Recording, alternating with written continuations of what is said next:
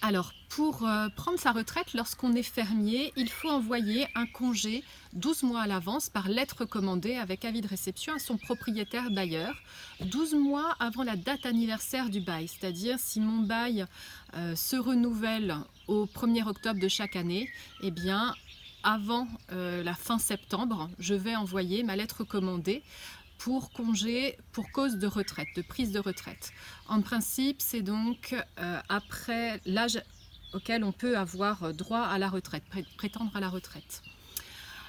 Pour autant, on conseille de ne pas faire cette lettre recommandée lorsque, d'abord, on veut continuer le bail au profit d'un enfant ou du conjoint, donc c'est-à-dire demander la cession de bail, alors que si on envoie cette lettre recommandée, c'est une demande de résiliation de bail, le bail s'arrêtera. Et on conseille aussi de ne pas faire cette lettre recommandée lorsqu'on n'est pas bien sûr de sa date de retraite.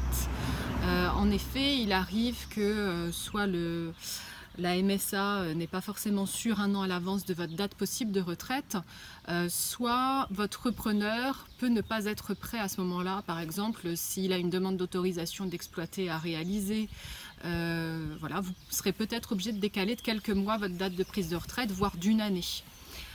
Dans ces cas-là, on préfère une convention signée avec le propriétaire, c'est-à-dire une résiliation amiable. On ira voir le propriétaire, on discute avec lui et on signe une résiliation amiable du bail, et même souvent en même temps une promesse de bail au profit du nouvel exploitant.